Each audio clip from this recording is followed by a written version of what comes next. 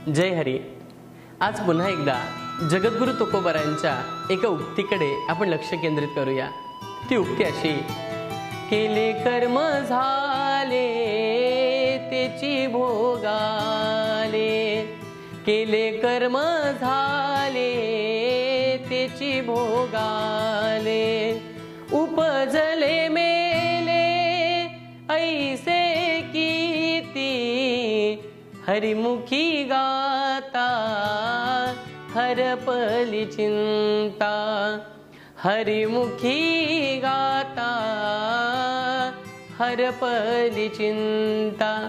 त्याचा बोध असा, आपण जीवनामध्ये जे करू तेच आपल्याला भोगायला येत असतं, म्हणून केले कर्म झाले तेची भोगा आले। एक दृष्टांत द्यायचा असा, एका स्त्रीला संतती नसल्याने ती दुःखी होती। ती एका जाणकाराकडे गेली। त्या जाणकाराने सांगितलं की तू एखाद्याच्या सज्जन माणसाच्या घराला आग लाव। आता हिच्या बावळटपणामुळे, हिला न समजतेपणामुळे हिने एका गरीब सज्जन माणसाच्या घराला आग लावली। हा म्हणता आग वाढत गेली।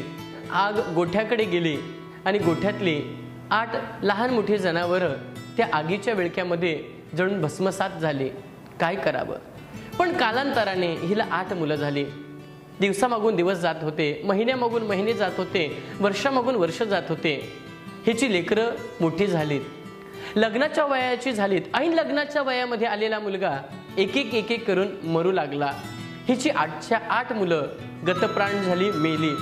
हिच्या सासऱ्याला सगळं ज्ञात होतं। तो मनात विचार करतोय, हिने जी केलं तेच हिला भोगायला येतंय। एक दिवशी सासऱ्याने त्याच्याकडे पाहिलं आणि सासरा हसला। ती म्हणाली, काय मूर्ख सासरा आहे, माझी एक करून 8 मुलं गेली तरी हा हसतोय। गावातली लोक त्याला नाव ठेवायला लागले, ही त्याचा छळ करायला लागली। एक दिवस तिने धाडसाने सासऱ्याला विचारलं, का हो मामा, मला एवढं मोठं दुःख आहे तरी तुम्ही हसता, काय कारण आहे? सासऱ्याने सांगितलं। प्रांजळ मताने सासा बोलला की अगं, तू जे केलंस तेच तुला भोगायला आलं।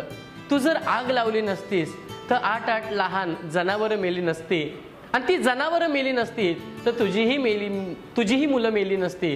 म्हणून जे आपण करू तेच आपल्याला भरायला लागतं, तेच भरायला येतं। आपण जे पेरू तेच उगवत असतं।